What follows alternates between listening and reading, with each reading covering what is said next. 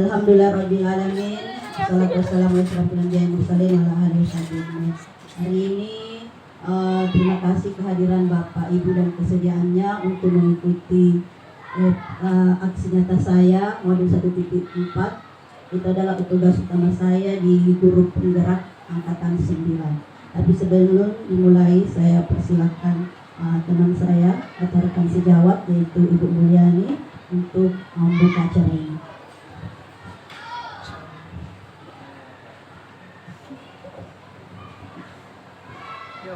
Oke, assalamualaikum warahmatullahi wabarakatuh. Waalaikumsalam warahmatullahi wabarakatuh. Bapak dan Ibu guru yang saya hormati, syukur alhamdulillah pada hari ini kita semua masih diberi kesehatan dan kesempatan untuk hadir di tempat ini guna melaksanakan atau menyaksikan acara aksi nyata modul 1.4 yang akan disampaikan oleh Ibu Rosmawati sebentar.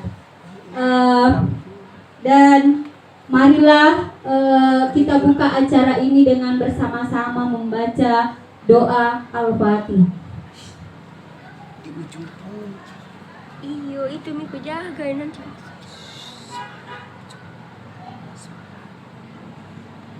Oke, doa selesai.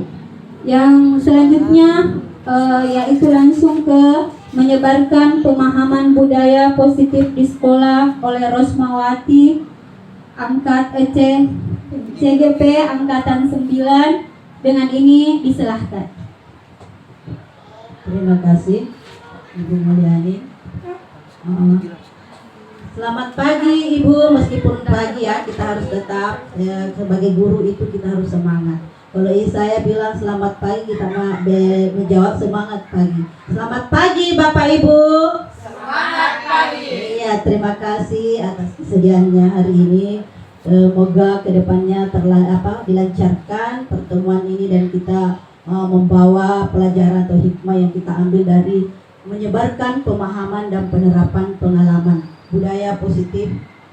Oke, saya sebagai calon guru penggerak angkatan 9, ini adalah tugas saya, salah satu tugas saya di modul 1.4. Nah, adapun konsep inti budaya positif yang akan saya bawakan ada perubahan paradigma belajar, disiplin positif, nilai-nilai kebajikan, kebutuhan dasar manusia, motivasi perilaku manusia, posisi kontrol guru, keyakinan kelas, dan segitiga restitusi. Nah, pembelajaran dengan paradigma baru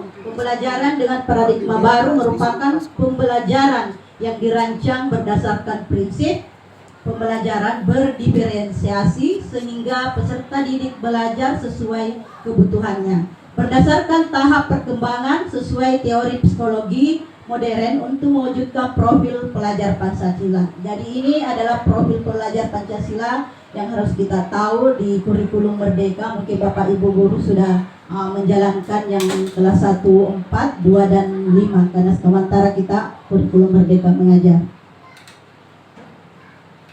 Oke, ini miskonsepsi tentang teori kontrol. Ada namanya ilusi guru mengontrol murid. Pada dasarnya, kita tidak dapat memaksa murid untuk berbuat sesuatu jikalau murid tersebut memilih untuk tidak melakukannya. Jadi umpamanya itu ada murid tidak mau mengerjakan tugas. Kita tidak boleh memaksa, tetapi kita mencari solusinya bagaimana supaya itu anak mau mengerjakan tugas. Walaupun tampaknya guru sedang mengontrol perilaku murid, hal demikian terjadi karena murid sedang mengizinkan dirinya dikontrol. Saat itu, bentuk kontrol guru menjadi kebutuhan dasar yang dipilih murid tersebut. Teori kontrol menyatakan bahwa semua perilaku memiliki tujuan, bahkan terhadap perilaku yang tidak disukai. Nah, yang kedua itu ilusi bahwa semua penguatan positif efektif dan bermanfaat. Jadi semua penguatan itu yang positif itu pasti bermanfaat. Penguatan positif atau bujukan adalah bentuk-bentuk kontrol. Segala usaha untuk mempengaruhi murid agar mengulangi suatu perilaku tertentu adalah suatu usaha untuk mengontrol murid tersebut. dalam jangka waktu tertentu. Kemungkinan murid tersebut akan menyadarinya dan mencoba untuk menolak bujukan kita, atau bisa jadi murid tersebut menjadi tergantung pada pendapat sang guru untuk berusaha. Jadi itu kita sebagai seorang guru itu memang teladan. Kalau disuruh di rumah itu biasa anak-anak disuruh sama orang tuanya mengerjakan tugas tidak sesuai dengan yang dia katakan oleh gurunya, dia mengatakan, "Salah mama, ini tidak sesuai dengan yang diajarkan oleh ibu guru." Jadi kita memang betul-betul ada panutan. Nah, lewat.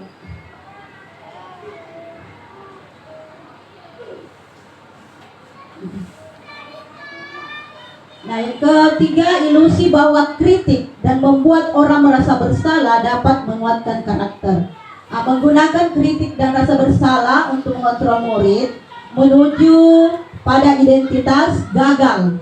Mereka belajar untuk merasa buruk tentang diri mereka. Mereka mengembangkan dialog diri yang negatif. Kadang kala sulit bagi guru untuk mengidentifikasi bahwa mereka sedang melakukan perilaku ini, karena seringkali guru cukup menggunakan suara halus untuk menyampaikan pesan negatif. Nah, yang keempat, ilusi bahwa orang dewasa memiliki hak untuk memaksa. Banyak orang dewasa yang percaya bahwa mereka memiliki tanggung jawab untuk membuat murid-murid berbuat hal-hal tertentu.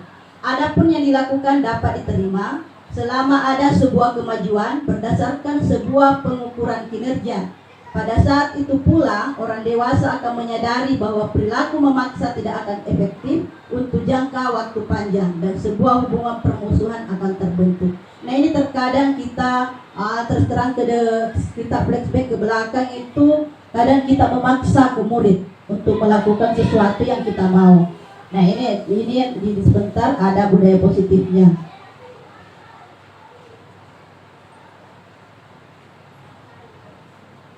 Nah, kita masuk perubahan paradigma stimulus respon ke pendekatan teori kontrol. Ini namanya teori kontrol, ada stimulus respon dan ada teori kontrolnya. Nah, kita lihat realitas kebutuhan kita sama. Jadi semua kita ini sama kebutuhan kita. Nah, realitas kebutuhan kita berbeda. Ini teori kontrolnya kita berbeda. Kemudian semua orang melihat hal yang sama. Teori kontrolnya setiap orang memiliki gambaran berbeda.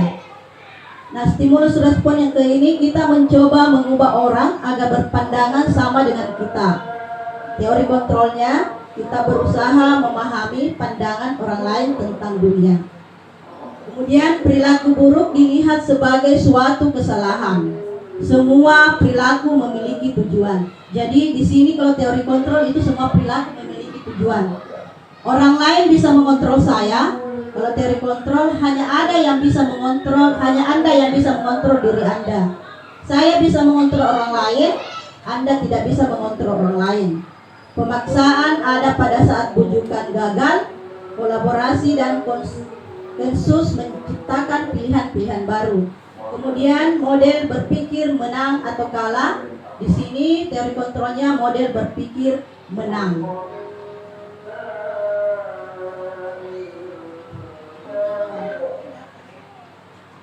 Nah, kita masuk disiplin positif. Disiplin berasal dari kata ini kita tentu tahu semua ya, disiplin positif. Disiplin itu sama peraturan, tapi kalau di budaya positif kita lihat disiplin mengacu pada disiplin diri yang memiliki tanggung jawab terhadap apa yang dilakukannya berdasarkan nilai-nilai yang diyakini.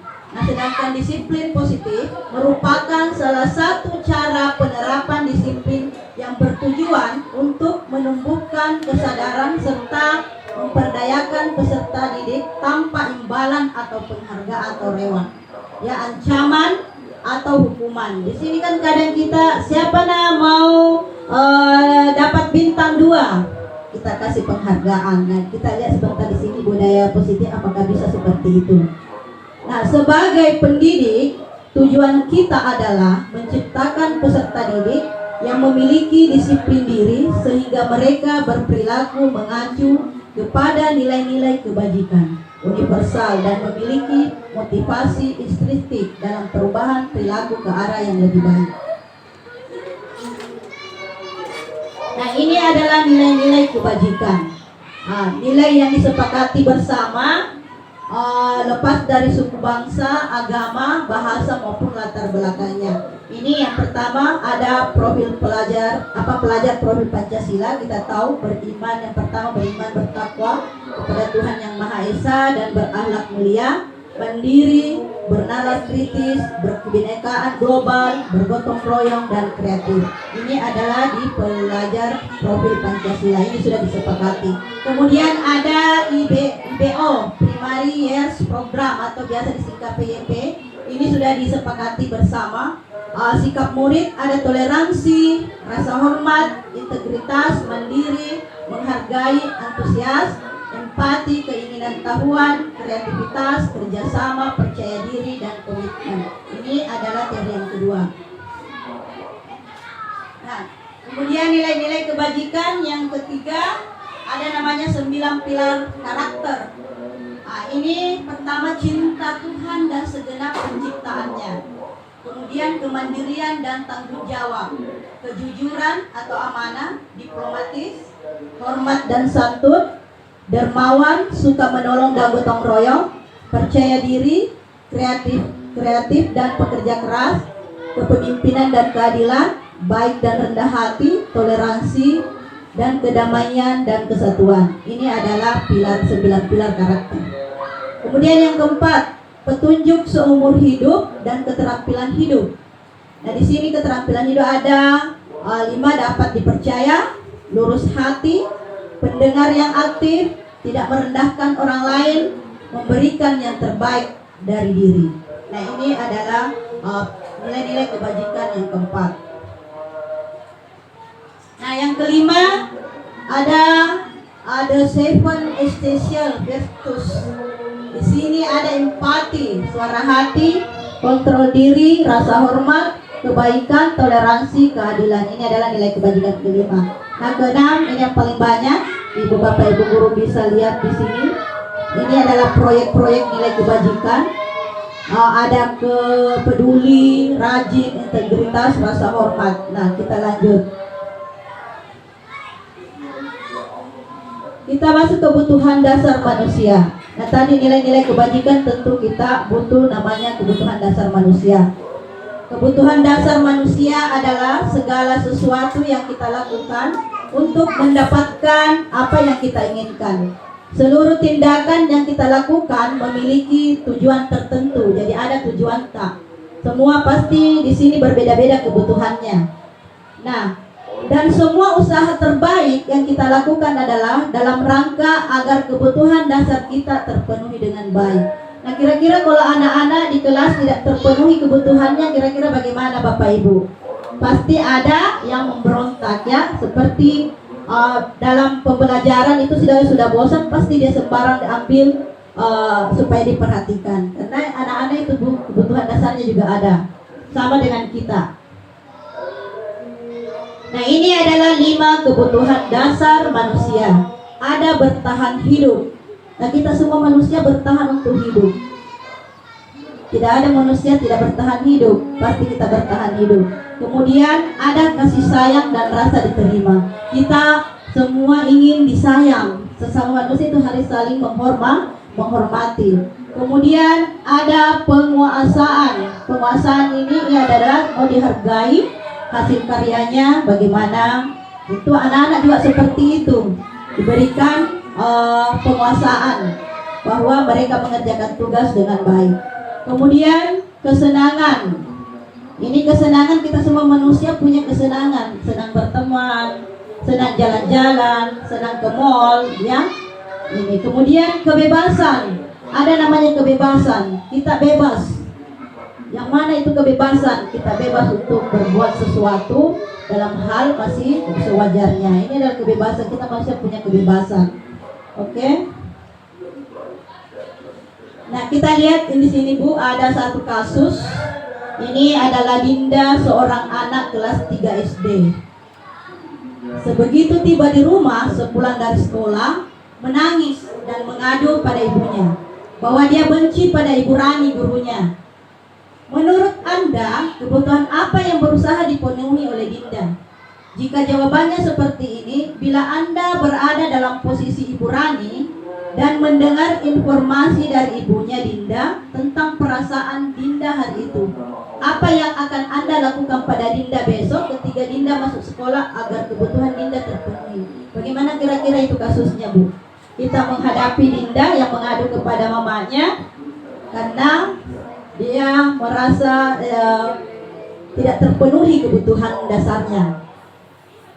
Ya, kita lihat ya.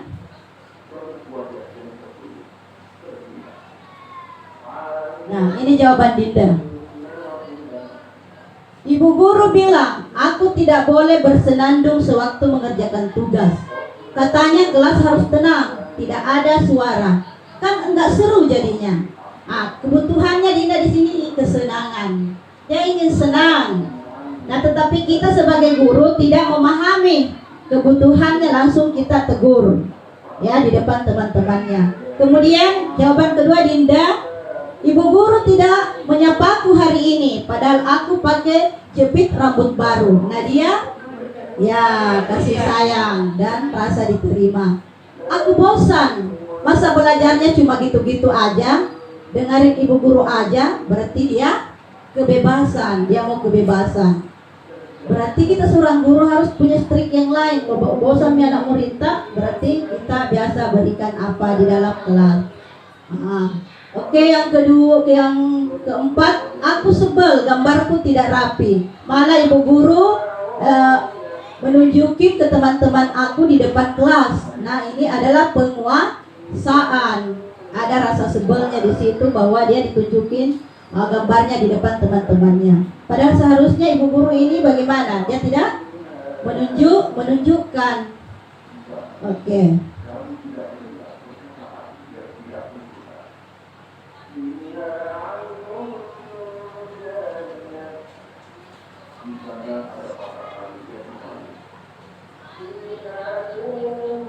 Nah, ini motivasi perilaku manusia. Dari tadi kebutuhan dasar kita masuk motivasi perilaku manusia.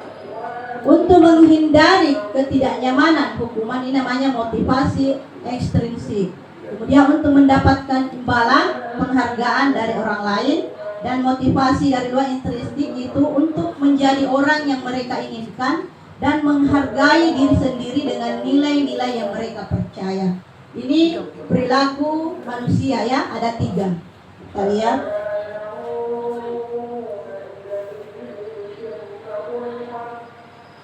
Nah, ada identitas dulu.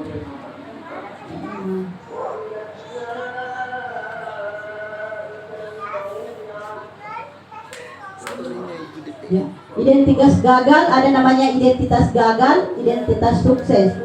Nah, di sini ada hukuman. Hukuman sesuatu yang menyakitkan harus terjadi. Ini hukuman yang biasa kita lakukan, mungkin masih ada yang lakukan di sekolah-sekolah ini, memberikan hukuman kepada murid. Ada konsekuensi dan ada restitusi. Nah, kalau konsekuensi di sini sesuatu harus terjadi. Restitusi merupakan pilihan. Jadi ada pilihan dari hukuman tadi di sini. Jika ada pelanggaran, tidak nyaman untuk murid atau anak untuk jangka waktu panjang, hukuman itu tidak nyaman untuk murid. Konsekuensinya tidak nyaman untuk murid atau anak dalam jangka waktu pendek. Nah, restitusinya menguatkan untuk murid atau anak dalam jangka waktu panjang. Kemudian hukuman, korban mendapatkan keadilan. Korban bisa diabaikan. Kalau restitusi, korban mendapatkan ganti. Kemudian hukuman, murid-murid akan tersakiti. Konsekuensinya murid atau anak dibuat tidak nyaman. Nah, kemudian restitusinya murid dan atau anak mendapatkan penguatan. Kemudian hukuman, perilaku pasif agresif meningkat. Jadi perilakunya anak-anak itu meningkat, agresifnya, pasif agresifnya meningkat. Konsekuensi, penguatan hanya bertahan dalam jangka waktu pendek. Kemudian restitusinya, masalah terpecahkan. Kemudian hukuman, sistem tidak akan berjalan bila murid tidak takut. Kemudian konsekuensi memerlukan monitoring dan supervisi terus-menerus dari guru. Kemudian Kemudian restitusinya, murid belajar bertanggung jawab untuk perilakunya. Itu perbedaannya kita bisa lihat antara hukuman, konsekuensi, restitusi. Kita sudah lihat ini perbedaannya jauh sekali. Untuk dampak ke depan.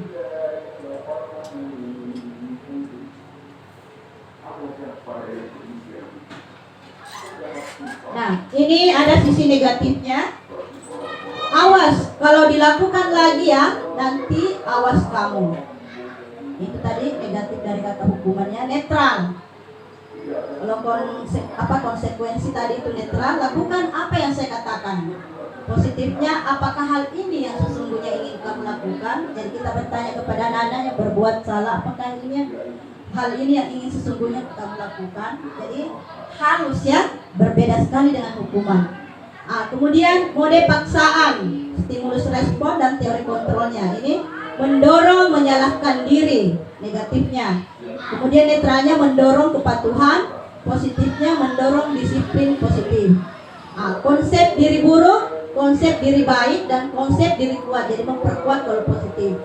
Kemudian murid atau anak belajar menyembunyikan kesalahan. Pasti anak-anak itu kalau bersalah yang sembunyi. Iya Bu, bukan saya. Nah di sini kita lihat, bukan saya Bu, padahal dia. Nah disinilah kalau kita sedang memberikan hukuman, murid akan belajar menyembunyikan kesalahannya. Kemudian murid anak belajar peraturan, ini konsekuensi dari ya. Kemudian murid atau anak belajar memecahkan masalah, ini restitusi. Mencoba mengontrol anak dengan penguatan negatif atau membayar impas kesalahan. Kemudian mencoba mengontrol anak dengan penguatan positif. Anak paham bahwa dirinya sendiri yang pegang kendali kontrol. Jadi kita kasih pemahaman anak-anak bahwa kita anak yang memegang kendali kontrol, bukan orang lain. Oke.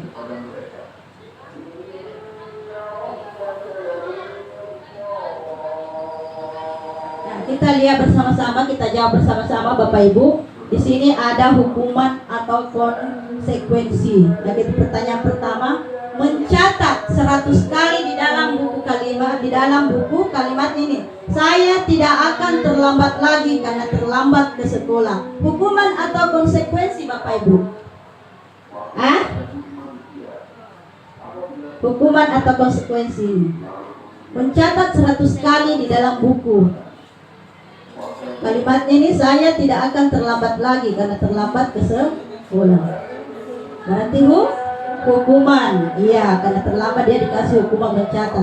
Kemudian lari mengelilingi lapangan basket 2 kali karena terlambat hadir di sekolah. Berarti sama ya hukuman. Kemudian membersihkan coretan yang dibuatnya di meja tulis. Iya, sudah kita bisa tahu bedakan konsekuensinya. Murid diminta untuk push up 15 kali karena tidak menggunakan masker ke sekolah. Hukuman. Mengganti kertas tugas teman yang telah dicoret-coret. Iya, konsekuensi. Berjemur di lapangan basket pukul 12.00 siang karena mengobrol dengan teman. Ya, hukuman. Bapak Ibu sudah bisa bedakan mana hukuman dan mana konsekuensi. Oke, kita lanjut.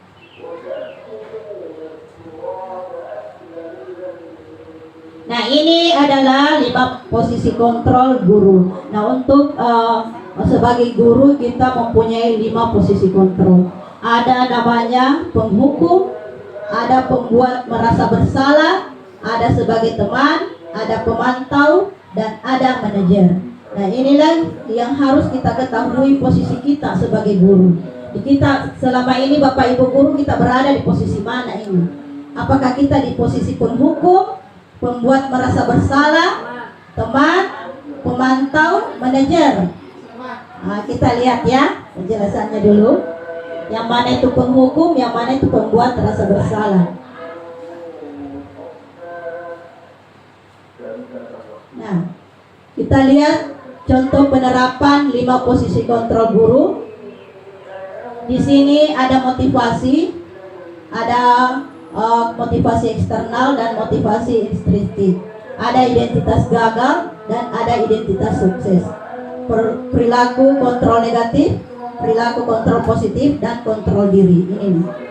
Nah, di sini ada penghukum. Nah, di sini guru menghardik, menunjuk-nunjuk, menyakiti, menyindir. Kemudian di sini biasa contohnya itu guru itu, kamu duduk di luar atau kamu keluar karena kamu terlambat. Itu hukuman atau konsekuensi, Bu? Hukuman, karena dilarang ikut belajar. Nah, kemudian pembuat merasa bersalah, berceramah, menunjukkan kecewaan mendalam. Kamu sudah mengecewakan Bapak Ibu, ya. Biasa kita tidak sadar seperti ini. Bu guru kecewa sekali sama kamu. Nah, kenapa mesti begitu? Ya. Kemudian teman di sini membuat alasan untuk murid-muridnya. Nah, lakukan demi Bapak Ibu. Jadi kita biasa berkata demi ibu, nah ya harus berubah. Berarti kita membuat anak-anak supaya berubah demi ibu. Jadi ini posisi kontrol yang kelima ini, teman, sebagai teman. Kemudian pemantau, menghitung dan mengukur. Apa peraturannya? Lalu ada kata apa? Apa peraturannya? Apa konsekuensinya? Apa yang telah kamu lakukan? Apa yang terjadi sekarang? Ini jadi pemantau kita. Ini bahasanya sudah halus, memantau murid apa yang dilakukannya. Jadi kemudian ini posisi manajer, mengajukan pertanyaan-pertanyaan. Apa yang kita yakini? Apa kamu meyakini hal tersebut? Kalau kamu meyakininya, maukah kamu memperbaikinya? Kalau kamu memperbaikinya, jadi kira-kira hal tersebut akan menggambarkan apa tentang dirimu. Jadi kita panggil itu anak-anak sebagai posisi manajer. Kita panggil anak-anak kalau bermasalah. Pamannya dia contoh dia mengganggu teman di kelasnya. Kita jangan langsung anak-anak itu diponis bahwa kamu memang bodoh muntung, kamu memang nakal muntung, kamu setiap hari begitu ganggu temanmu. Tapi kita cari dulu kita posisi di mana, kita ambil posisi yang mana kira-kira Bapak Ibu. Apakah itu anak langsung dihukum atau kita membuat merasa bersalah? Kita tadi mengucapkan kata kamu memang suka sekali mengganggu teman. Berarti kita sudah di posisi pembuat merasa bersalah. Nah, ini yang sering terjadi memang. Terus terang setelah saya mengikuti ini CGP, banyak sekali ilmu yang saya dapat.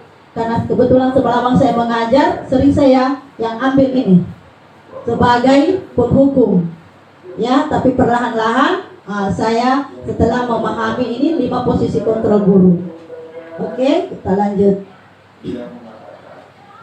Nah, posisi kontrol guru, apakah aku? Saya kecewa sekali dengan kamu. Itu tadi ya, pembuat merasa bersalah. Kalau ada kata-kata seperti ini, saya kecewa sekali dengan kamu, pasti ini anak-anak pasti merasa bersalah. Bila ibu guruku, pasti anak-anak itu terpikirkan kalau kita mengeluarkan kata-kata seperti itu. Kemudian posisi kontrol yang kedua, kamu tidak pernah benar melakukannya. Berarti penghukum. Kita hukum anak-anak tidak pernah selalu menunjuk-nunjuk, berarti itu adalah posisi penghukum.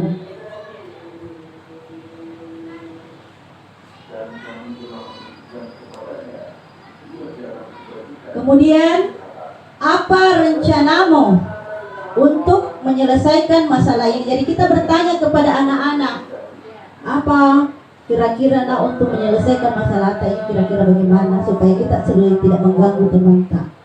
Kita tanyakan apa kira-kira yang pasti mereka dia berpikir apa nih. Jadi kita itu mengajak anak-anak, kita sebagai manajer mengajak anak-anak untuk menyelesaikan masalahnya bersama-sama. Kemudian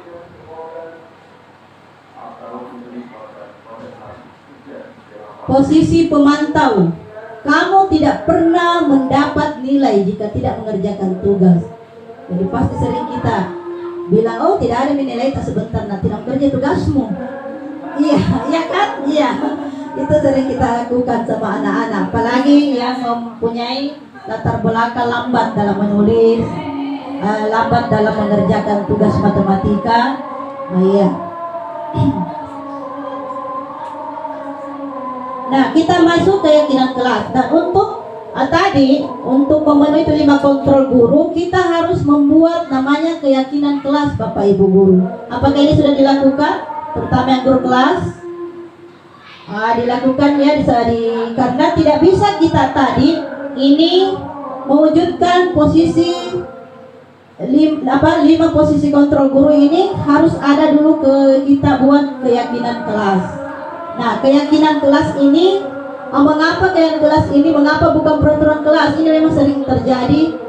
Saya juga bertanya waktu rukun, mengapa keyakinan kelas, Pak? Apa bedanya antara keyakinan kelas dengan peraturan? Oke, kita lihat. Nah, pembentukan keyakinan kelas ini ada bersifat, apalagi saya sudah lakukan di kelas 2.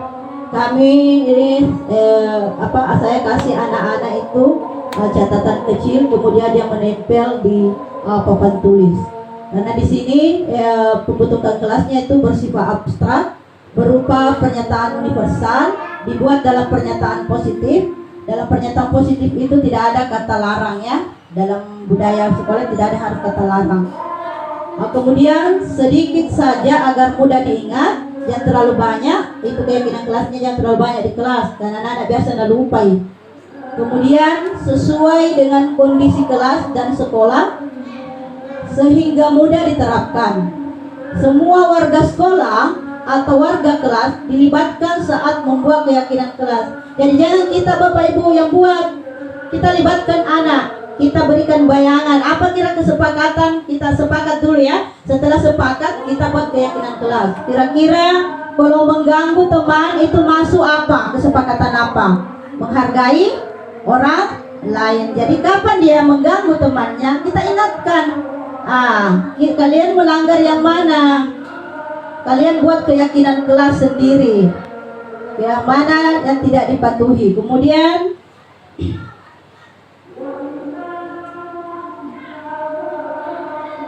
ada namanya segitiga restitusi. Nah, di sini segitiga restitusi tadi berhubungan semua tadi dengan posisi kontrol guru.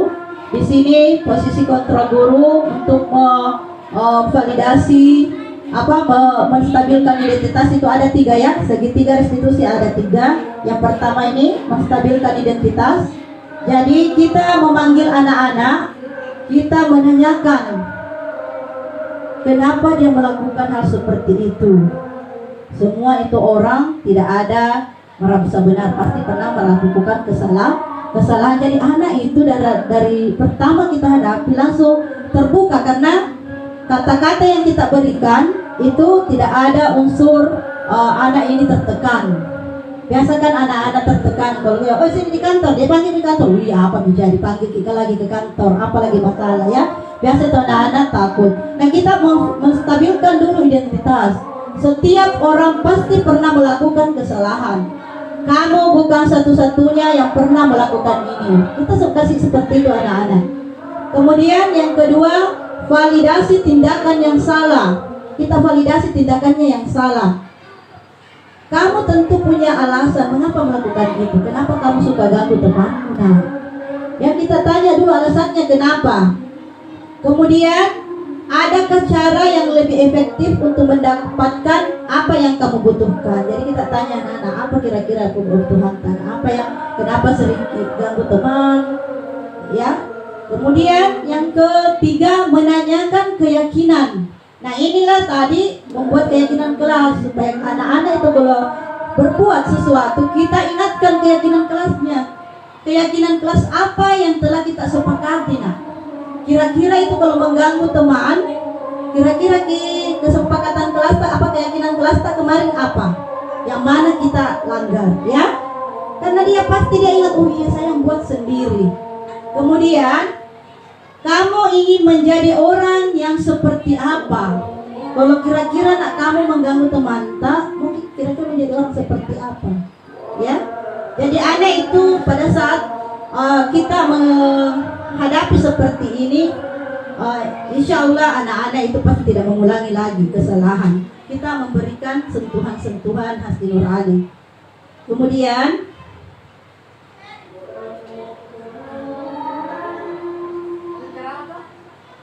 Kemudian menstabilkan identitas yang tadi sudah berdasarkan prinsip membuat kesalahan adalah bagian dari proses pembelajaran. Tidak ada semua seorang benar, pasti proses pembelajaran. sama dengan anak murid kita. Jadi Bapak Ibu, kalau ada anak murid kita yang nakal, kita rangkul, jangan kita abaikan, karena pasti suatu saat kita tidak tahu yang mana yang menarik kita masuk surga. Kita tidak tahu ya, karena anak-anak kita berbeda. Nah, ini menstabilkan identitas. Kemudian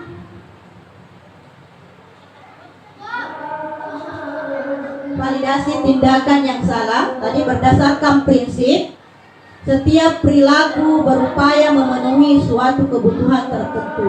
Jadi setiap itu anak-anak pasti ada kebutuhannya. Nah, kemudian yang ketiga, menanyakan keyakinan kelas. Berdasarkan prinsip teori kontrol, bahwa pada dasarnya kita termotivasi secara intrinsik. Jadi nilai-nilai yang telah kita sepakati ini anak-anak termotivasi sendiri tanpa kita harus tengah mati mengingatkan mereka, tetapi dia akan mengingat apa kesalahan yang telah dibuat. Kemudian, oke, ternyata sampai di sini ada Bapak Ibu yang ingin mengajukan pertanyaan. Saya silakan untuk mengajukan pertanyaan. Saya kembalikan kepada moderator Ibu Mulyani.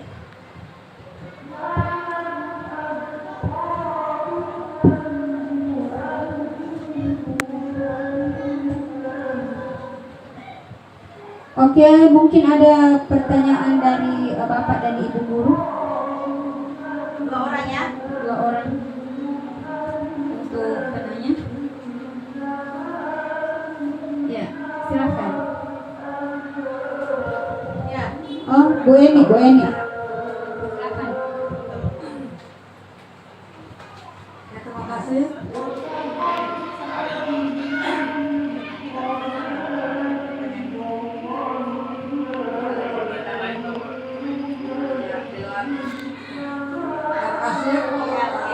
Kesempatan yang diberikan kepada saya. Ya, saya mau tanyakan tadi ini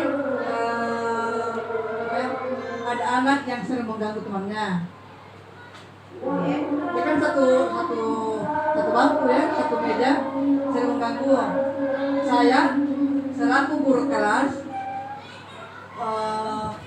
meminta anak tersebut untuk pindah tempat supaya tidak mengganggu. Apakah tindakan saya ini benar atau salah? Oke, terima kasih Bapak Ibu. Kedua, ya.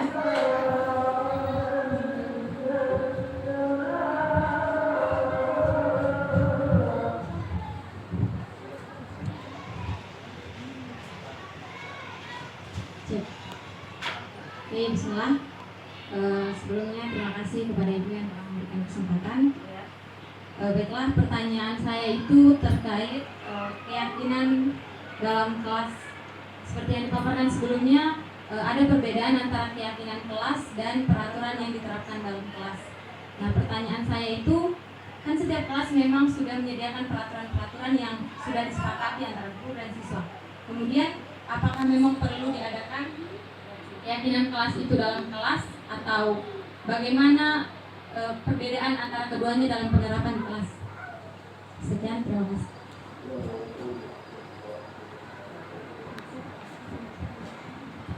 Oke, terima kasih, pertanyaan yang bagus. Saya jawab dulu dari pertanyaan Bu Nur Aini. Tadi pertanyaannya kasusnya ada teman yang suka mengganggu temannya. Nah, Ibu Nur Aini untuk menyelesaikan masalah, dia memindahkan ke bangku yang lain. Saya udah bertanya Ibu, apakah setelah Ibu pindahkan anak ini tersebut tidak mengganggu lagi temannya? Tidak mengganggu lagi, karena kan jaraknya kan sudah ada jarak. Terus ada lagi yang beda lagi ke yang semua lagi Mengganggu lagi. Oke, Bapak Ibu, tindakan Ibu tidak salah, tetapi di sini kita melihat tadi 5 posisi kontrol guru itu ada. Kita validasi dulu ya identitasnya, stabilkan dulu identitasnya. Kita panggil dulu ke kantor, kita duduk bersama, menanyakan kenapa dia suka mengganggu temannya. Kita menstabilkan memvalidasi dulu tindakannya yang salah. Ibu tidak salah dalam memberikan, tetapi kalau perlu Ibu panggil berdua untuk menyelesaikan masalah yang diberikan, supaya di sini Ibu sebagai posisi manajer.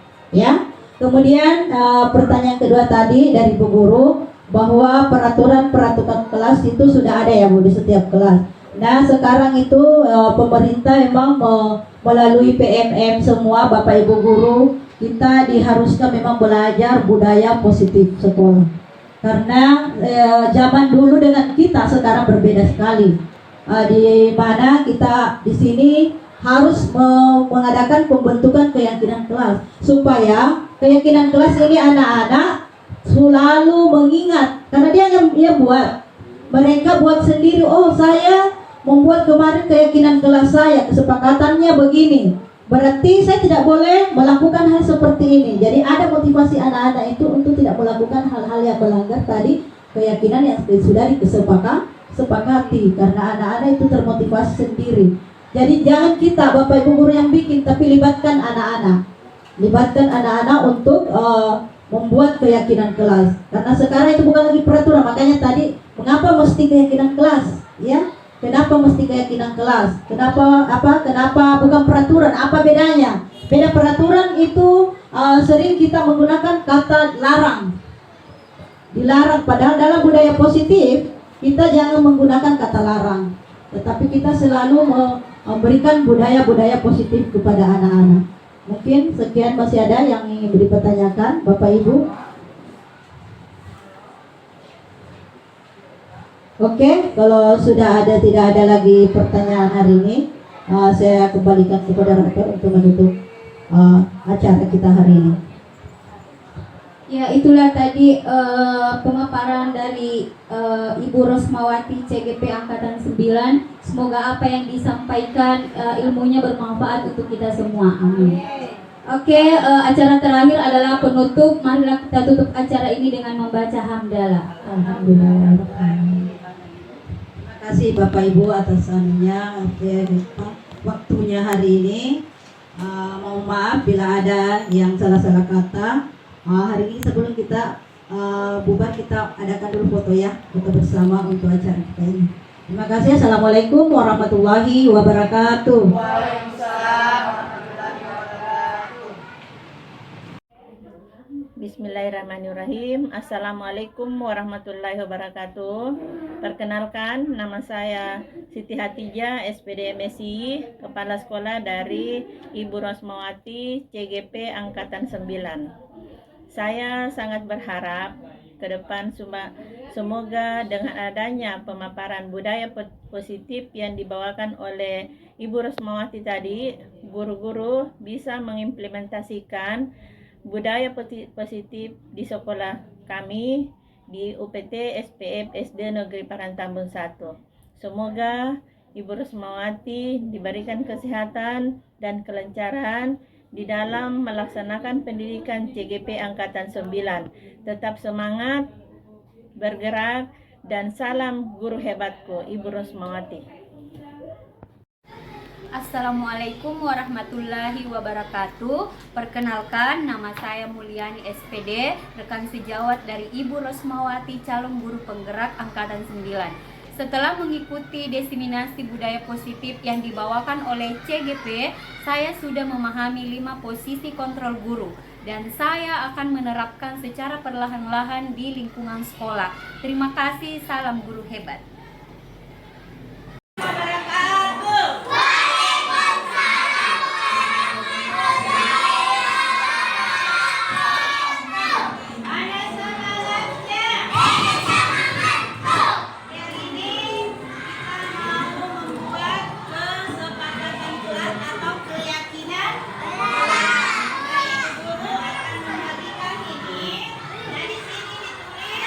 Apa yang kira-kira